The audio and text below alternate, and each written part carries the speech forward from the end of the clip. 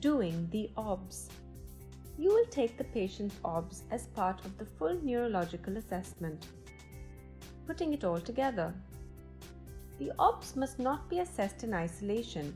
Results should be taken alongside the client's demeanor, their responsiveness, pallor, and overall appearance for a complete picture of the client's health and condition, and any significant observations you make should be verbalized. OBS are vitally important. The National Patient Safety Agency have stated that staff are failing to recognize deterioration in clients in a timely manner. Basically, they are determined staff were failing to take OBS, acknowledge the early warning signs of deterioration when taking OBS, and failing to report them to the appropriate doctor. So, in summary, you do need a prior knowledge of the acceptable limits with the National Early Warning Score for the OSCE and other signs of deterioration such as reduced urinary output, lethargy, non-verbal body language. When scoring the GCS, you do not need to record the news, but you should be able to recognize if the OBS are out of normal range. The first recorded set of OBS are referred to as the client's baseline OBS. Physical OBS are determined and affected by factors such as age, fitness, gender, lifestyle, alcohol consumption, and cigarette smoking. As well as them being somewhat anxious due to hospital admission, medication, pain, the disease process can influence the baseline OBS and is worth taking note of these factors. Being able to compare the patient's baseline OBS to their current results is a requirement of the nurse. SHIP ALPS approach is required before taking the OBS.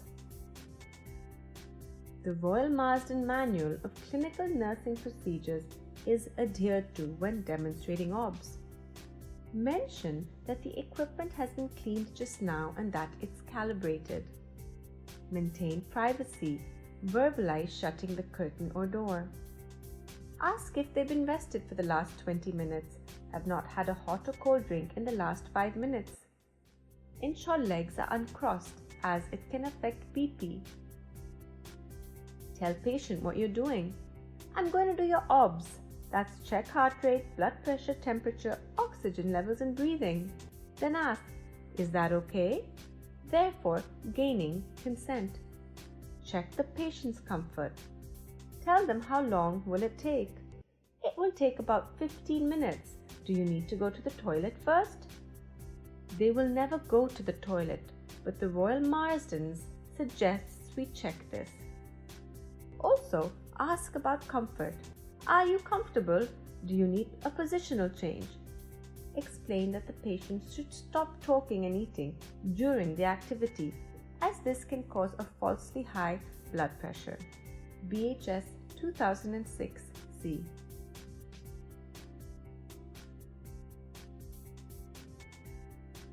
Taking pulse and respiratory rate.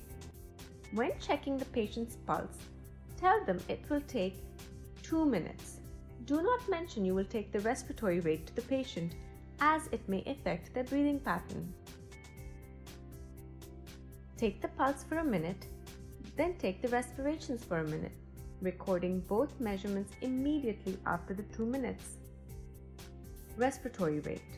Watch the patient's chest rise. 1 inspiration and exhalation is 1 cycle. Observe for abnormal breathing patterns and noises, such as wheezes or crackles. Pulse. The pulse is measured by firmly compressing the artery against arm tissue, counting the number of beats in a minute. The pulse is palpated to note the following: rate, rhythm, amplitude. Detect radial pulse. Check for 60 seconds against your fob watch. Tell patient you are checking for 2 minutes, but check resps for a minute covertly. Inform client in acceptable limits. Give client acceptable range. Mention it was regular and strong. Saturations. Check which finger they would allow you to use. Verbalize if the nail is clean and has no nail varnish on.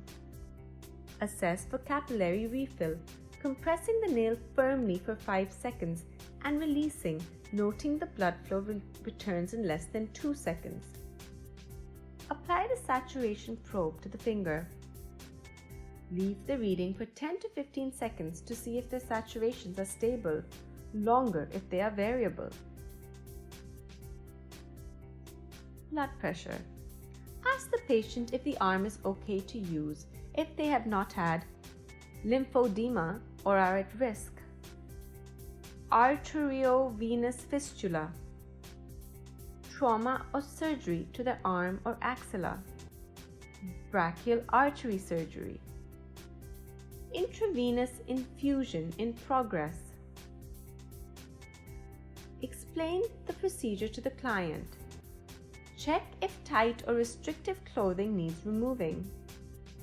Ensure patient's arm is well supported at the heart level with the palm of the hand pointed upwards. Cuff size selected. Cuff bladder length should be 80% of the circumference of the upper arm and its width 40%. Brachial pulse palpated and center of bladder placed over it. Brachial pulse palpated and center of bladder placed over it. Bottom edge of cuff placed 2 to 3 centimeters above antecubital fossa. Apply cuff firmly but not too tightly. Clothing replaced for client. Document all findings in one column, complete demographic details, date and time. Tympanic reading. Check if they are wearing a hearing aid and use the opposite ear. It would have to be removed and time left before taking it worn. Cover tympanic end without contaminating it. Do not touch it when putting on. Gently place tympanic in ear canal. Leave tympanic in ear for correct amount of time until it beeps. Remove thermometer without contaminating hands.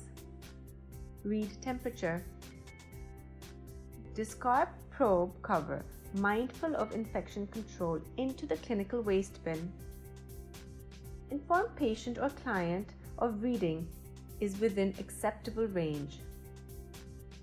Inform patient of normal ranges for temperature measurement and explain to the patient if over 38.0 Celsius. 36.0 to 38.0 use Celsius.